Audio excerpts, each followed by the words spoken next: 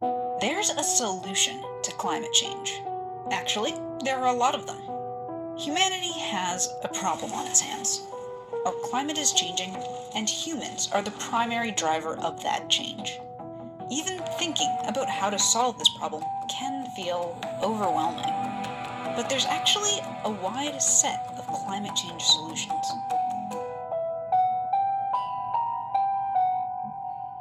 One way to think about solving this crisis is to boil it down to trying to minimize suffering from climate change related impacts. Now, some life on the planet is already grappling with the early consequences of climate change, and some populations are worse off than others. If we do nothing, the consequences are just going to get even worse. But there are a few things we can do.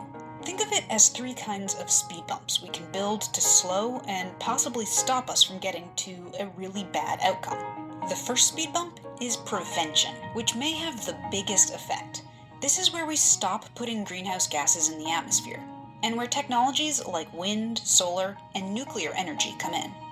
Prevention would likely be the cheapest and most straightforward solution. Bring our emissions to zero, fast, and a lot of the worst consequences of a warming world would be avoided. The problem?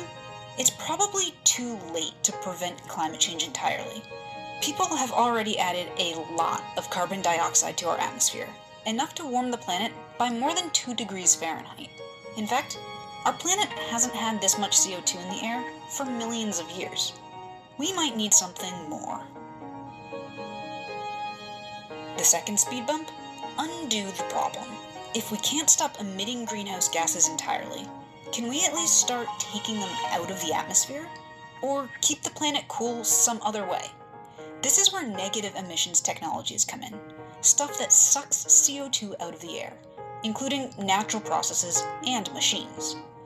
And even solar geoengineering, which reflects some of the energy of the sun away from Earth, thereby cooling the planet a bit to counteract the warming from greenhouse gases.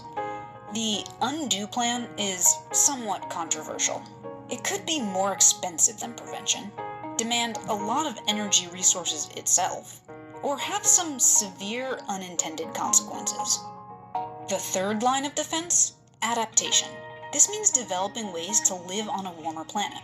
A human being could probably live in a world that has way more carbon dioxide than today.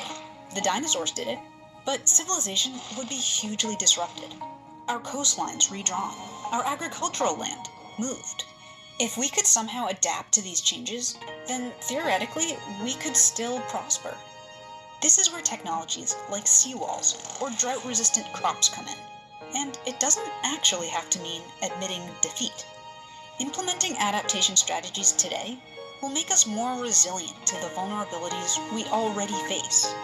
But adapting to a worst-case scenario may mean a gargantuan shift in the world order as we know it. And there's a lot we can't plan for.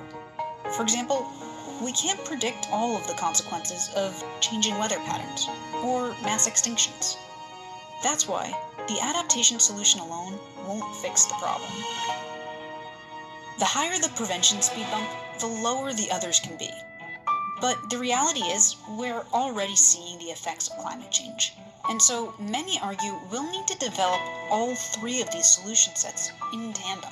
How much we invest in one over the other? Well, that's where the debate is at now. Science tells us how the world is likely to change if we continue on our current path. But we also have the knowledge and tools to change that trajectory, if we choose to use them. Follow us on social to watch our next episodes that dive into the solution sets on preventing, undoing, and adapting to climate change.